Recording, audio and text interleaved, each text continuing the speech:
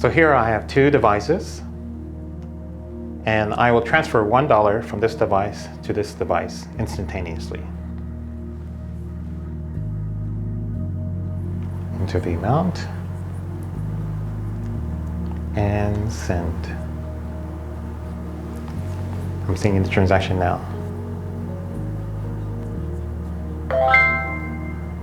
And there it is. ここでお見せしたことはあたかも通常の金融取引のようです。お金がとあるアカウントから別のアカウントへ電子的に転送されただけです。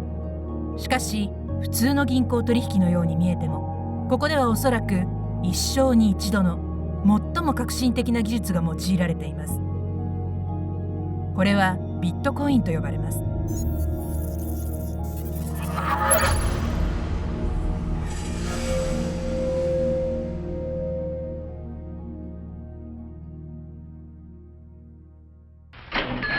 Money makes possible the exchange of many different goods and services among many different people. Wherever we go, we see money being used as a medium of exchange.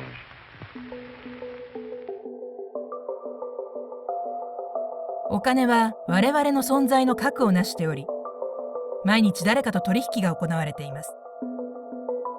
現在、ほとんどの日常取引には銀行やクレジット会社、送金サービスなどの第三者が介入しています。これまでは最終的にはこれらの組織が私たちの代わりに取引を行ってきました。少なくともビットコインが発明されるまでは。Bitcoin is truly one of the most important inventions ever in the history of humankind. That's how big of an impact it's going to have on our lives. And it sounds really difficult and complicated and hard to understand hearing about it. If you had only heard about email, it would sound difficult and complicated and hard to use. Bitcoin is literally easier to use than email. では、ビットコインとは一体何でしょうか。まず、ビットコインは実際にはコインではありません。ビットコインは新しい形態のお金です。それはネット上にのみ存在する通貨であり、魔法のネットマネーと呼ぶ人もいます。I think part of the confusion is that Bitcoin is actually two different things. It's both a currency and a payment network. And we've never had one thing that's both of those at the same time. So the dollar is a currency, but it's not a payment network. PayPal and Visa are payment networks, but they're not currencies. Bitcoin is both of those things at the same time, but it has this other property, and that other property is that it can instantly be teleported anywhere in the world, just like that, almost for free. And there's nothing that anybody can do to block these teleportations. There's nothing anybody can do to intercept these teleportations. And if you're careful about how you use Bitcoin, you can do these teleportations anonymously. So with Bitcoin, with a push of a button, you can pay anyone, anywhere in the world, or receive payment from anyone, anywhere in the world. 世界的な金融危機の後、サトシ・ナカモトと名乗る匿名の人物がオンラインフォーラムに9ページの記事を掲載しました。タイトルはビットコインピアツーピアの電子キャッシュシステムです。この文書は分散通貨における世界初の実証コンセプトの基礎をなすことになります。These are the daily candles of Bitcoin just in the backdrop.But I want to talk about these trend lines. You've seen them on other presentations even earlier today. I started out working at Bear Stearns back in 2007, so about a year and a half or so before the financial crisis really started to hit. And after Bear Stearns, I joined JP Morgan, where I became a VP, and that was my last job. All of these jobs were either Midtown or downtown Manhattan. トーン・ベイスはウォール街のベテランです。JP モルガンの副社長も歴任しており、現在はビットコインの学習および啓蒙活動に時間を捧げています。Bitcoin is generally difficult to explain. You want to try and break it down as simple as you can. So the simplest way is basically it's like a message. It's a digital message that you're passing. And normally we're all used to computers. We're all sending emails, we're all sending pictures, but you're always sending a copy. Anytime you hit the send button in a computer, you always retain a copy, you always retain the original. And when it comes to financial transactions, you hit the send button and you have an intermediary, the bank, that is moving money from one account to another.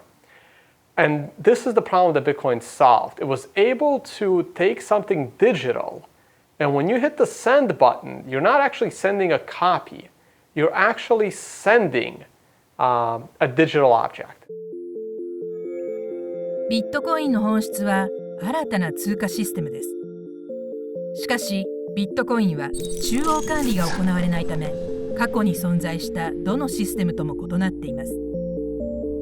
この非中央集権的なあり方がビットコインを独特にし、かつ世界を変える力を与えています。We're all familiar with PayPal or Visa or Bank of whatever.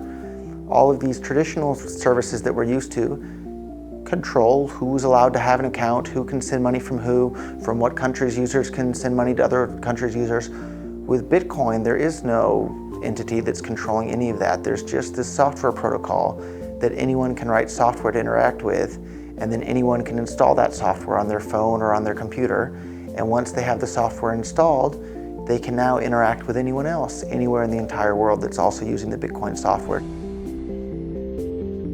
ビットコインのプロトコルを実行するソフトはウォレットと呼ばれます。ビットコインを保管するデジタルな財布であり、ウォレット間でビットコインの移動ができます。ビットコインのプロトコルはオープンソースです。自由にプログラムコードを書き加えることができ、それを再配信できます。このような形で新たなウェブサイトをインターネット上に作るように、プログラマーは新しい製品をビットコインネットワークに追加できます。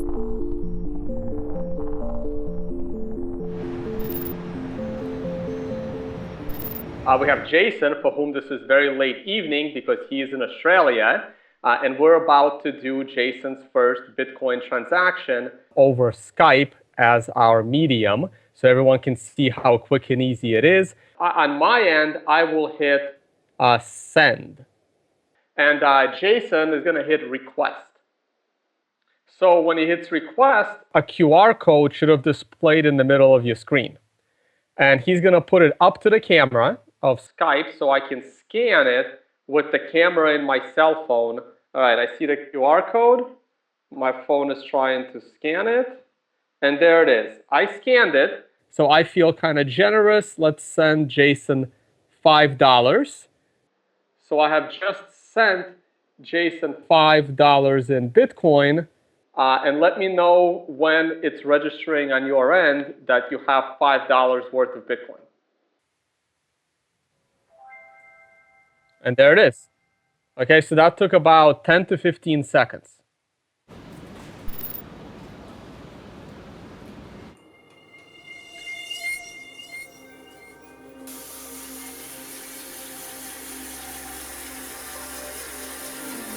Hi,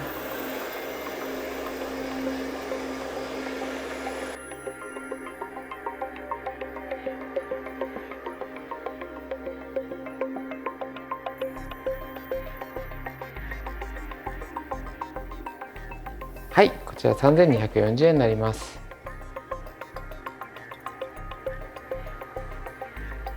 With the exception of actually handing physical cash to you, generally we have to rely on third parties for lots of different payments, be it credit cards or wire transfers internationally, or even sort of keeping cash under your bed, storing large amounts of cash, we use banks. And what Bitcoin does is allow us to do all of those things without any third parties. So in that sense, we can be our own bank, we can be our own payment system, we can be our own international wire system, we can be our own remittance system, we can do all of these things without relying on any other third parties. That's what Bitcoin allows us to do. Before Bitcoin, all these companies like PayPal and Visa and Bank of America and any business, they had a ledger that kept track of all their account balances. So PayPal has a ledger that keeps track of exactly who has how much money in each PayPal account, and that ledger is stored on PayPal servers in PayPal's data center somewhere. And before the invention of Bitcoin, people thought that it was impossible. All the mathematicians and computer scientists thought that it was impossible to have consensus on a distributed ledger like this. But what Bitcoin did is it came along and figured out how to keep track of this ledger that keeps track of who has what Bitcoins. But instead of that ledger being on one data center, it's on everybody's computer across the entire planet that's running the Bitcoin network, including my laptop right here. I have a full copy of the entire Bitcoin ledger. ビットコインではユーザーは第三者を介入させることなく瞬時にお金の取引を行えます。このデジタル革命により実質的にユーザー自身が銀行となり得ます。実際の処理は複雑ですが、銀行なき通貨が持つ可能性は絶大です。このブロックチェーンと呼ばれる公開台帳にビットコインが金融革命を起こす可能性が秘められています。ビットコインは暗号通貨です。新たな貨幣の鋳造を調節し、資金の移動を検証するために暗号技術を用いるデジタル通貨です。新たなビットコインの生成には採掘と呼ばれるプロセスが必要です。強力なコンピューターを運用し、個人や組織単位でブロックと呼ばれる複雑な数式演算を解く人々は採掘者と呼ばれます。成功すれば新しいビットコインが得られるため、世界中の採掘者がブロックの解決を競っています。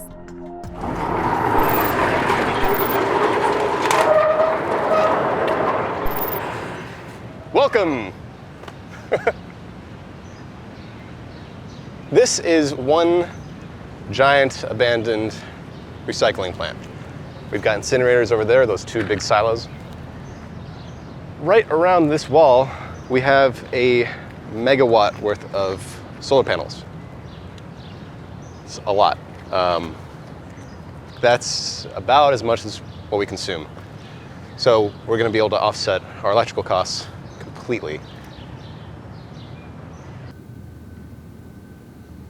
This is a work in progress, but a Bitcoin mine is a group of computers that contribute its processing power to facilitating Bitcoin transfers and the security of the network.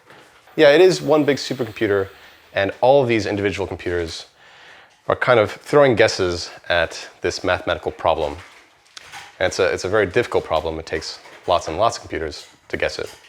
Once that guess is correct, that is sent to all the rest of the computers, and with that answer, they record all the transactions that have been done up to that point.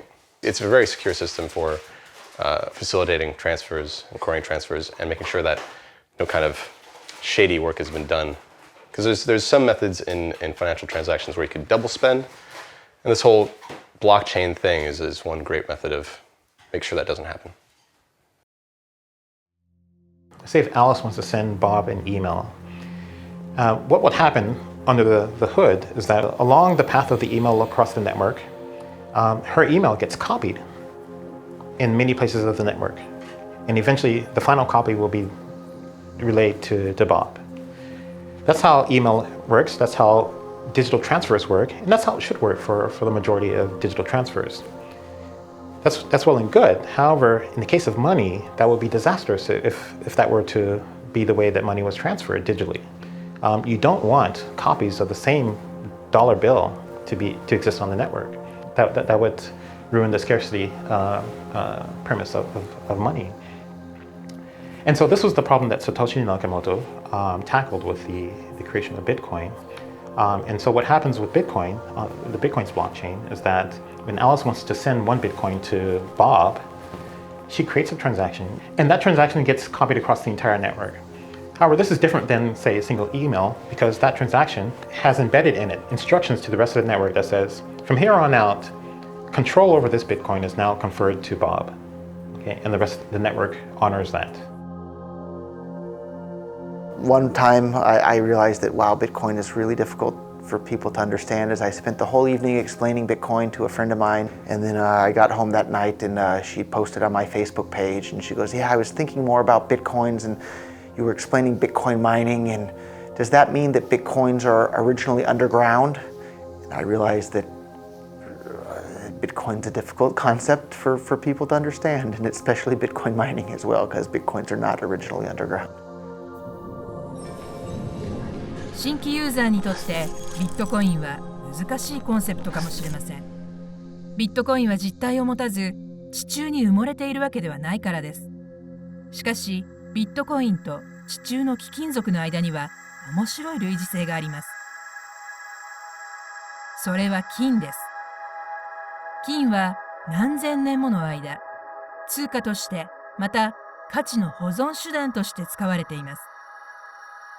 金は今も世界中で採掘されています。地下から取れる金も徐々に減っており、金鉱に埋蔵されている金の量もやがて底をつきます。ビットコインの採掘もこれに似ています。ビットコインのアルゴリズムは報酬が4年ごとに半分になるようにプログラムされています。これは2140年に全てのビットコインが採掘され尽くすまで続きます。ビットコインの謎の生みの親はあたかも分割して瞬時に世界中へ送金可能なデジタル通貨を創造するがごとく、ビットコインの特性を金に似せたのかもしれません。I try to explain it in some really simple way, like miners, Bitcoin miners, they receive the reward just because they maintain the security of Bitcoin. Mathematically, it means that you need to solve quite difficult problems. It's a just guessing process. You have to make millions and millions of guesses. And if you're right, and you're able to close all these transactions inside of one block, you're successful and you receive 12.5 bitcoins as miner. Originally, this reward was 50 bitcoins. Every 4 years, this reward for miners is 2 times less. So reward will be decreasing over the time. The creator of Bitcoin, whoever he is, was a really smart guy. And he obviously liked math a lot. And he sat down and did some calculations and thought to himself, if everybody in the entire world were to start using Bitcoin, how many Bitcoins would we need in order for that to be able to accommodate everybody using Bitcoin for this? And each Bitcoin can be divided down to 100 millionth of a Bitcoin. And if everybody in the entire world were to start using Bitcoin as their money, the smallest unit of a Bitcoin, which is called a Satoshi, it's 100 millionth of a Bitcoin, would still be worth less than 1 US penny if the entire world were to start using Bitcoin. サトシ・ナカモトとは一体何者なのでしょうか。ピアツーピアの電子キャッシュシステムに関する白書を発表した2年後に、この風変わりな人物は消息を絶ってしまい、その後も音沙汰がありません。彼、または彼女の正体に関するヒントは白書の中にしかありません。記述の中にイギリスのスラングが見られるため、イギリス出身と考える人もいます。単独人物ではなく、現行の通貨形態を分散化させて、新たな通貨システムを作り上げるために協力し合うハッカーの集団であると考える人もいます。I think he was a clever guy. He was not a normal geek. He had good knowledge of decentralized technology or decentralization. He had good knowledge of financial system, and he was quite good coder. But the code of Bitcoin is not definitely the best one. So it's definitely possible to write better code. There is also conspiracy theory if Bitcoin code was written by one guy or many different guys. Hard to say. Anyway, I especially appreciate that it's first fully working concept of decentralized money. It's very interesting, like who Satoshi is. There's lots of speculation, especially among like the very early people in Bitcoin. But what difference does it make whether we know who created Bitcoin? I don't know that it makes any difference. There's lots of stuff that we use that we don't know who created it. And yet it gives us a lot of advantages in our day-to-day activities. I have no idea who Satoshi is. We know very little about Satoshi, and so he could be at an event, he could be someone we know, he could be someone I've spoken to, he could be a friend of mine for all I know. I don't know who it is. I don't know if we'll ever know, but it's a fun game. Am I Satoshi? I don't think I'll answer that one.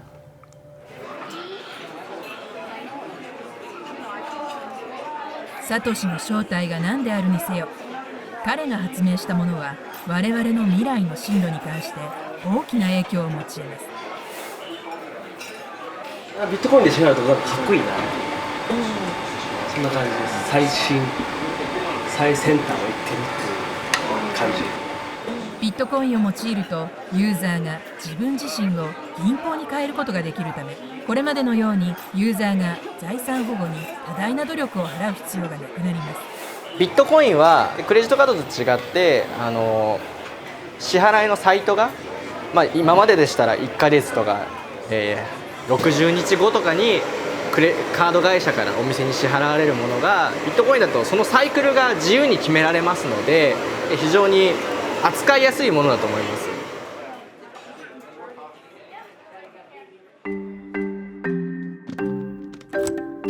誰もが日常生活において鍵を利用しています。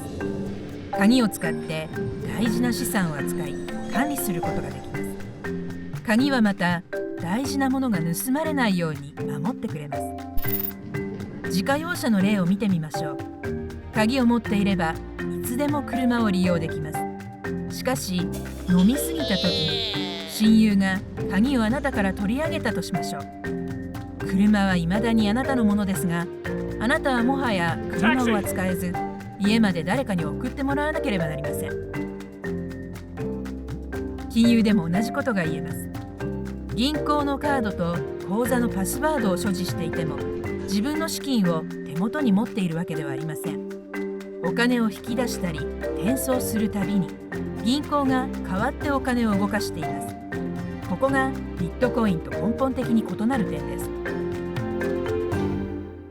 Bitcoin enables an individual to hold the private keys of their own wealth. So with pretty much every asset that we have out there, we don't directly hold the dominion or control over that asset. For example, the Royal Bank of Scotland, they had 700,000 accounts, ATMs, just went down for the weekend. Nobody could access the ATMs, couldn't get money out. You have a credit card or a debit card and it gets turned off because of suspected fraud, or you did a charge in an unusual location. Well, guess what? The credit card company holds those private keys. They get to make the choice, not you. Bitcoin is very, very different in this regard. It is built on public-private key encryption. And what that means is that you send Bitcoins to the public key, and then in order to send the Bitcoins, you have to be able to sign with the private key where the Bitcoins currently reside. And that literally is a number. That private key is a number. Bitcoin, nobody gets to turn it off. If you have the private key, you get to access it and use it. With your Bitcoin wallets, there's associated what are called private keys. Okay? And these are literally what they sound like. They're private keys that can open and unlock your access to your funds. But let's be clear, if you lose any of your private keys, you lose access to your funds. Simple as that. So we just bought some Bitcoins out of a local Bitcoin ATM. And so what actually comes out is what we call a cold wallet. It's a little piece of paper with two squares on it, or two things that look like Roche ink blotch tests, and a bunch of alphanumerics underneath each. Now the top is the public key, which is what people would use to send Bitcoins to this address. And the bottom one is the private key, which is what you would use to scan in order to retrieve Bitcoins from this address. Now it's very important to note that that private key is something that you really shouldn't be showing around everywhere, because whoever scans this first will be able to take the Bitcoins off this address. Also, if you were to happen to lose this piece of paper, then you've actually essentially lost your Bitcoins, because nobody else has a copy of this private key. Right now, there actually is some Bitcoins on this address, so if you're seeing this for the first time, you may be able to scan this off yourself and take the Bitcoins for yourself.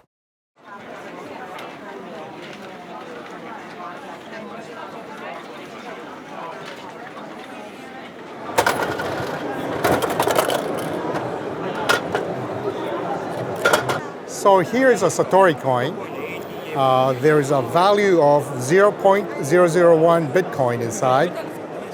In today's exchange rate, that would mean about 45 cents.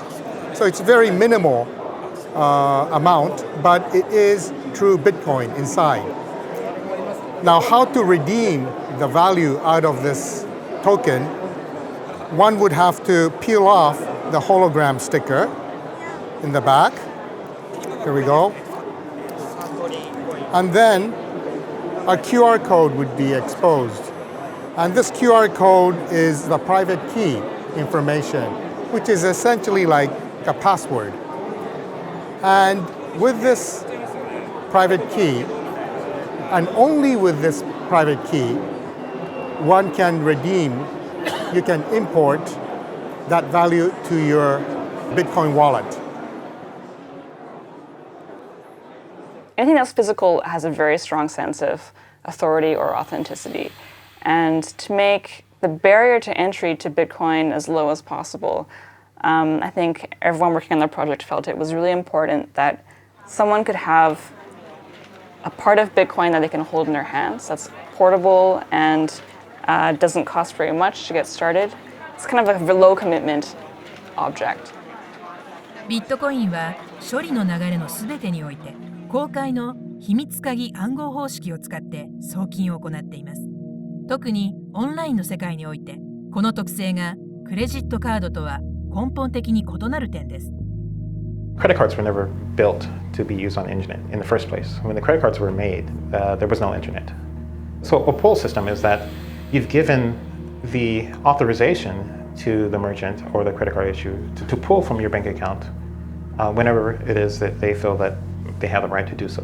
With a credit card, whenever you want to initiate a transaction, you are effectively giving the keys to the merchant, right? And you give your keys to every merchant you deal with. Right? So every time you make a transaction, for example, online or so, you're taking a risk because you're entrusting the merchant with this very personal information, which they could then take to initiate transactions as well if they wanted to. Whereas Bitcoin, it's a completely different model where the control is more weighted towards the consumer. The consumer then pushes their funds to you. And then if you're doing an internet service, right, you could broadcast a Bitcoin address and anyone in the world could send Bitcoin to you.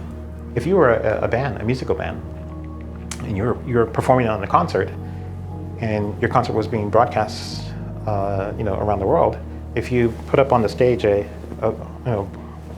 sign that had a Bitcoin address, well, you could be funded by anyone who's watching that broadcast anytime they watched it from that point onward.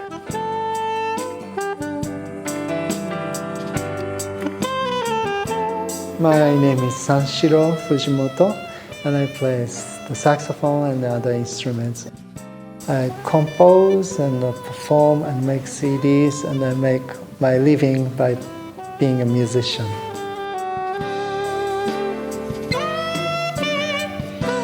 Today's small live show I did without no admission fee, and if you appreciate my music, then you can tip me. By tipping, you don't know how much. You might get zero, or if your performance is great, you might get more than you think. So that makes me play better.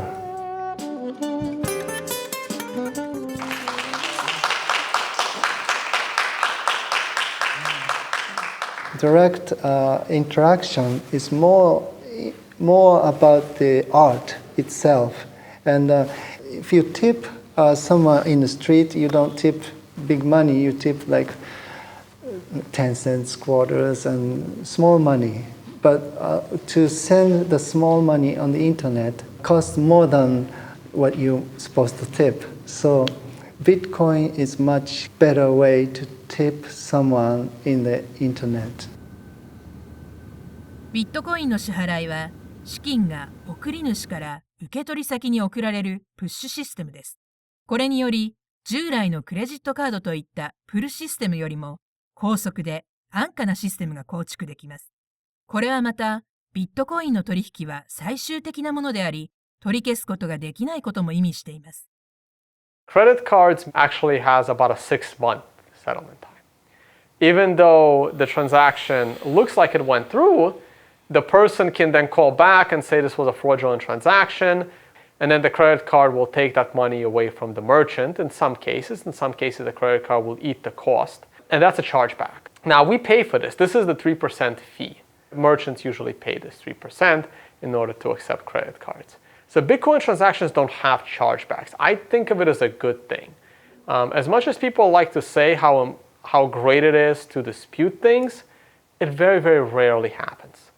Almost never do you order something from a legitimate company and you were not satisfied and then the company did not solve your problem. Most of the time this situation happens is when your credit card is actually stolen.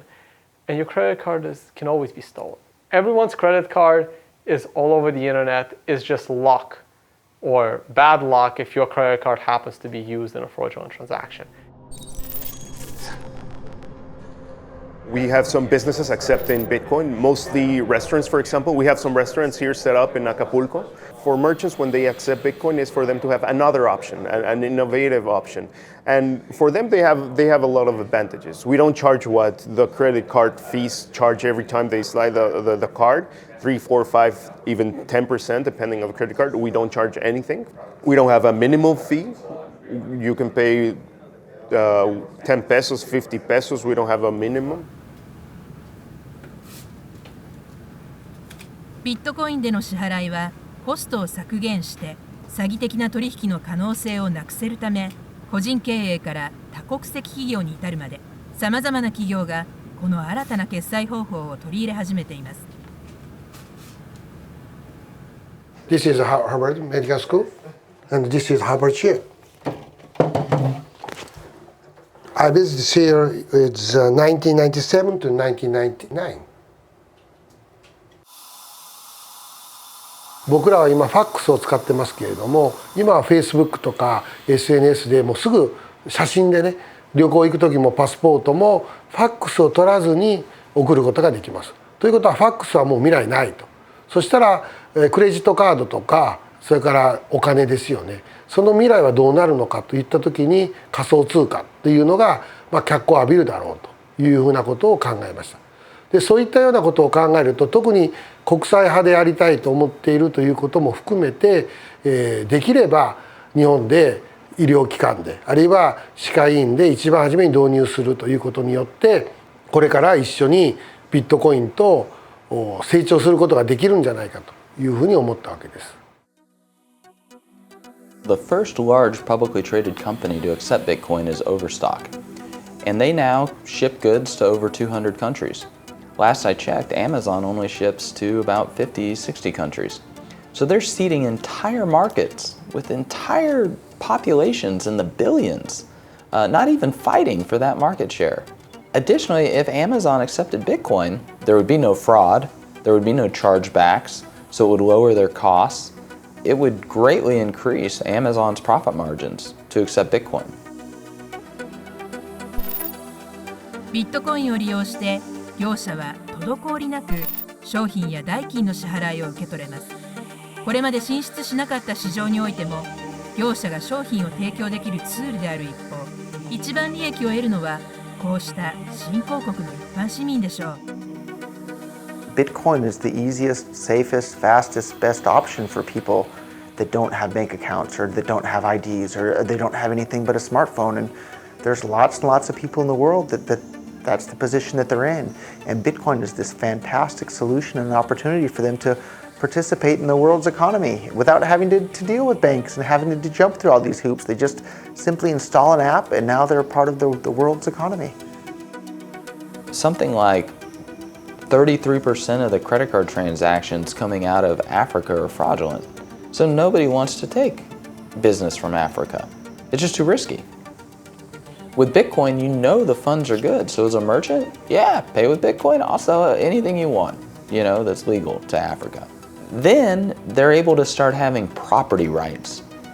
And property rights is really what's going to help lift them up out of poverty. So Bitcoin does get into this niche of the underserviced people in the banking industry. So a lot of third world countries, they may not have access to bank accounts. They might not even have IDs to open a bank account. But if they have cell phones and if they have access to the internet, they can now have the equivalent of a bank in their cell phone. 最新の世界銀行の統計によると、発展途上国では20億人もの人々が銀行口座を保有していません。これらの国でビットコインが普及すれば、この基本的人権に関わる問題が解決され、世界中の口座を持たない人たちがグローバル経済に参加できるようになります。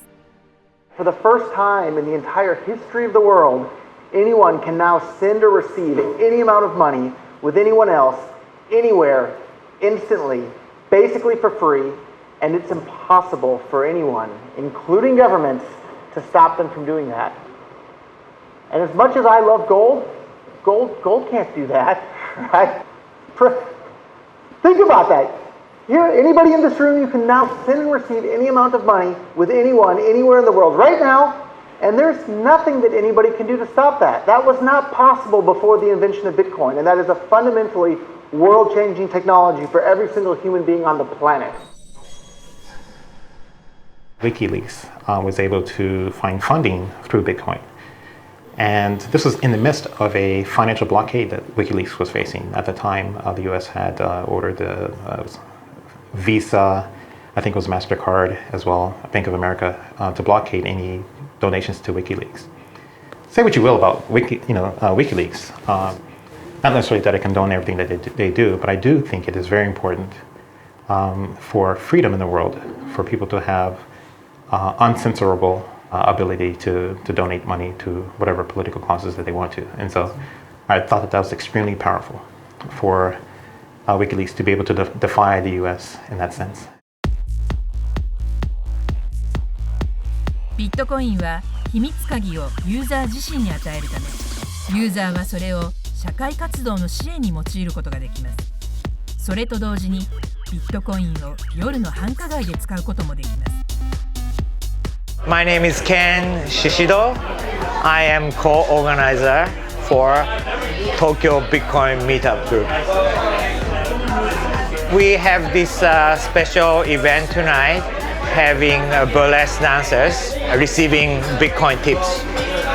The reason why I do this is that sometimes we want to make our meetup interesting instead of talking about really technical stuff or political stuff. So this is one of the events we want to make it really fun and see what can be done using Bitcoin.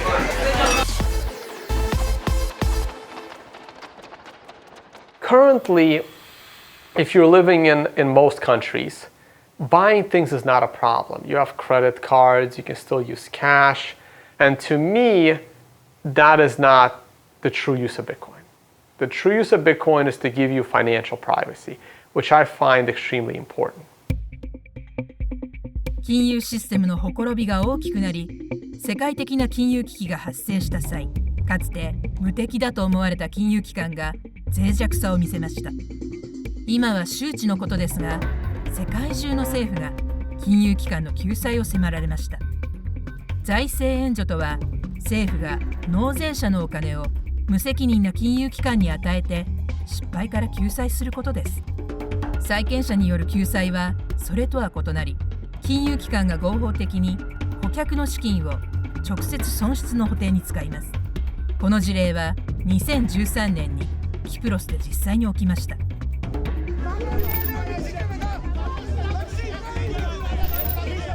When I started learning about Bitcoin back in 2013, especially during the Cyprus event, when banks were shut down and money was confiscated from people, I remember telling my coworkers, some of the PhDs, the quants, this is really bad. This is actually going to probably start happening in many other Western countries. And they were all laughing at me saying, no, it's just Cyprus. It'll never happen here. And that's when I knew someone must have come up with a way to get around this problem. When a depositor deposits dollars or euros into the bank, title to the dollars or euros transfers to the bank, and those depositors become unsecured creditors of the bank. If the banks screw up for whatever reason, there's now been legislation passed in many of the countries where they can be bailed in, meaning that their deposits can be turned into shares of the bank. ジェフ・バーウィックは起業家であり、金融コメンテーターやポッドキャストのホストも務めています。カナダ最大の金融ニュースサイトであるストックハウス .com を創設したジェフが送り出す分析や記事、動画は世界中で何百万人もの人々に視聴されています。It's difficult to say exactly what's going to happen in the future, but it's definitely going to keep happening. I said after Cyprus is going to happen in Greece, and then they shut down the banks in Greece for months. And of interest to people who live in Europe is on January 1st of this year, they passed a European bank bail-in legislation. So that should be a huge wake-up call to people that they're doing that. So in Cyprus, they didn't actually pass it before. So in Cyprus, they closed the banks. Then they came up with some legislation and said the banks could just take their customers' money to keep afloat. So they didn't even have that legislation, and they did that in Cyprus. Now they already have it in place, so they know what's coming. I see Bitcoin as a way to protect and hide your assets. And we're not saying this is bad. I'm not saying that only criminals hide their assets. No. People that have worked hard and they've paid taxes and they've done everything. And like what happened in Greece and Cyprus, where money in bank accounts was just confiscated. So if the next time the banking system gets in trouble, it could be users' accounts that are rated to help fund the banking system. We're talking people with significant money. 100,000, 200,000, but it's legal money. They've worked hard for it. 経済学者の中には、過去10年に起こった金融危機は今後発生するであろうより大きな危機の予兆に過ぎないと考える人々もいます。これが事実ならば政府はどうやって次の金融危機に対応できるのでしょうか。現在の銀行システムと違ってビットコインは各個人に自身の資産を守るための秘密鍵を持たせています。ただしこの場合は各自がビットコインを自分で守る責任を負うことになります。With Bitcoin, you're in 100% complete control of your own money, but that also means you're 100% responsible for what happens to your own money. So it's your job to make sure that you keep your Bitcoin safe. People are used to things like credit cards and bank accounts and PayPal, and if your credit card gets stolen, you just call the credit card company and they cancel it, and that's the end of it. If your Bitcoins get stolen, there's nobody that you can call to ask for help. But the other side of the coin there is that there's nobody that you have to call to ask for permission to use your Bitcoins however you want. So it cuts both ways. Mt. Gox, the Tokyo-based Bitcoin exchange, has filed for bankruptcy protection. The announcement comes days after the exchange announced that as much as $450 million of the virtual currency had gone missing. CEO Mark Capelli's apologized and bowed deeply on Japanese television. It remains unclear if the missing Bitcoins were stolen, voided by technological flaws, or both. So actually, this is the old Mt. Gox building. Mt. Gox was the biggest Bitcoin exchange that ever existed. I think at some point they were doing over like $100 million a day worth of volume. And they collapsed in quite a spectacular fashion in 2014. I think the size of the losses amounted to over $450 million. They claim to have lost 850,000 Bitcoins, of which 200,000 were found afterwards in some old wallet. People were putting money in and essentially giving them their Bitcoins, giving them the control of the private keys. And the irony is that exact centralization risk is what Bitcoin is supposed to free us from. And Mt. Gox just took all of the decentralized nature of Bitcoin and put it into one company with a lot of people's money. And then on top of that, put the control of that company's finances under one person who has the keys to the kingdom. So we've probably seen over the last 2 or 3 years, by my count, probably somewhere between half a dozen to upwards of 10 different major hacks of companies that are involved in Bitcoin. And one thing you have to understand is that Bitcoin is fundamentally different from securing an asset that's held within the regular financial space. With Bitcoin, if you ever get access to the private key to someone's wallet, you can initiate a transaction outside of the infrastructure of that company without their knowledge.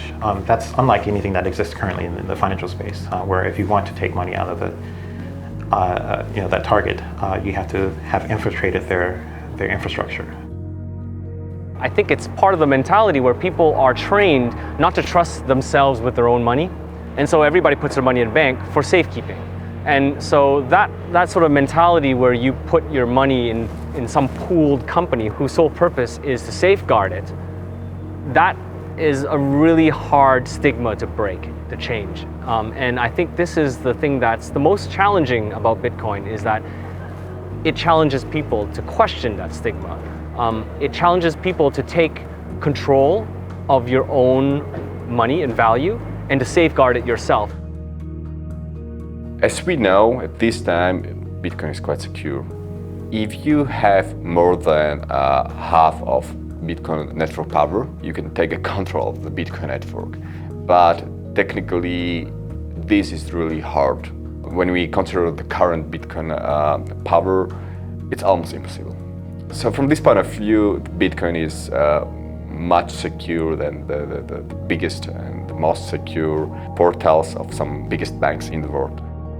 The problem is that many people do not trust Bitcoin just because there were a lot of news about hacking some Bitcoin portals and some exchange services and so on. The problem is that like all services based on Bitcoins is not a Bitcoin, itself. So you cannot associate the security of Bitcoin-based services with the Bitcoin itself. 2014年に起こったビットコイン交換所であるマウントゴックスの倒産は、多くの混乱とビットコインの安全性への疑念を生みました。しかし、世界最大のビットコイン交換所の倒産から数年が経った今、ビットコインは多くの金融機関の注目を集めています。The big question, the conversation you'd hear is that the question was whether blockchain technology would impact the financial industry. And now, if you go to the trade shows and you listen to the media, the question is not whether, the question is how blockchain technology will impact and transform the financial industry. It's now a foregone conclusion that blockchain technology will impact the financial industry in a major way. So that's where we are now. But we weren't always there. If you look just 2 years ago, the attitude was that Bitcoin was almost a laughable concept, and it was a non-sustainable system, and it couldn't be applied in the financial space. In Japan, the virtual currency law has passed in the lower house, and hopefully actually it will pass in the upper house as well in the very near future. That means actually government recognizes the existence of the virtual currency and trying to actually set some regulations and trying to actually support the business.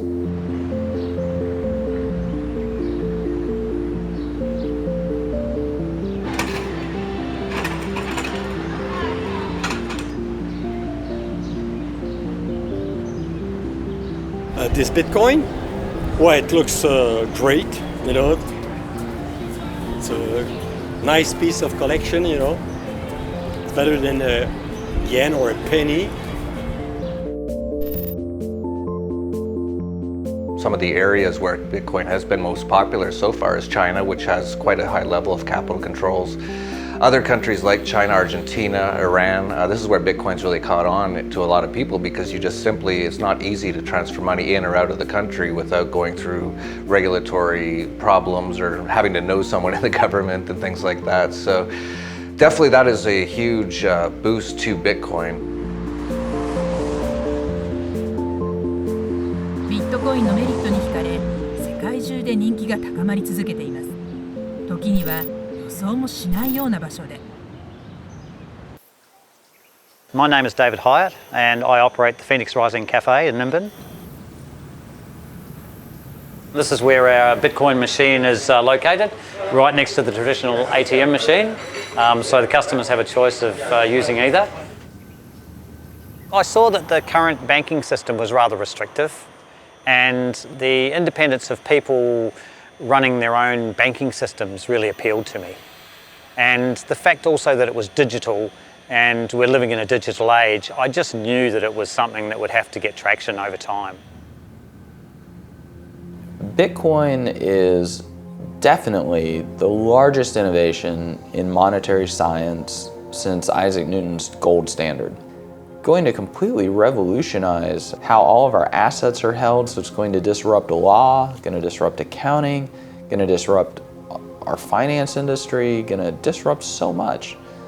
It will also rapidly decentralize the capital. No longer will millions of people accumulate all of their capital into one big pile that then gets allocated by a senior vice president of Merrill Lynch or Bank of America. It'll be millions of people that you have to go and entice out of their capital to go fight a war in Afghanistan or Iraq. Once you decentralize all of those private keys, it becomes much more difficult to get people to pay for a lot of these goods and services that they otherwise wouldn't necessarily pay for. I'll just scan it, and now I have your Bitcoin address in my wallet right here, and I'll go ahead and enter $1, and we'll hit send. Mind sending the transaction? Sent, and there you go, you heard the noise. Before Bitcoin, I was basically retired. I was just hanging out, enjoying my life, practicing jiu-jitsu every day, and it was really fun, but wasn't really gonna make the world that much of a better place, if at all. And then I discovered Bitcoin, and I looked around the world and I saw all these wars being fought and central banks debasing the currency and basically preventing the world from being as good of a place as it potentially could be. And I saw Bitcoin, and I saw this as a tool to strip away all of their power to do that. Most people aren't interested in paying to kill people they've never met in other countries. Most people are willing to pay for roads and schools and hospitals. So if the governments say we need money for roads and schools and hospitals, I think people would probably give them a good chunk of that. If governments say we need money to go kill people in other countries that you've never been to in your entire life and you're probably never going to go to in your entire life, people are going to say, no, I don't want to pay for that. But if you're using bank accounts and dollars and euros, governments can seize all the money out of your bank account at any time. They can print as many new dollars or euros as they want to pay for these things at any time. If the world's using Bitcoin, it takes away those tools from government, and I think that makes the world a much, much better place. ビットコインは歴史上初めて世界のあらゆる場所へ完全に分散化された支払いシステムを提供しています。そこでは各個人が自分の資産の所有権を得て管理できます。あらゆるユーザーが瞬時に価値をやり取りして意思疎通を行います。このような革命的ツールを手に入れた世界はどう変化していくのでしょうか。そこには魔法のような可能性が秘められています。Bitcoin is magic internet money. Bitcoin allows you to send and receive money with anyone, anywhere in the world, just like magic. I'm at a loss for words because it's that exciting and that world-changing. With Bitcoin, you can pull out your iPod or your iPhone or your tablet or whatever, install an app, and in less than 30 seconds, you have the ability to send and receive money with anyone, anywhere in the world, basically for free. And you can be 10 years old and do that, or you can be 100 years old and do that, and you can be that in any country. That's magic.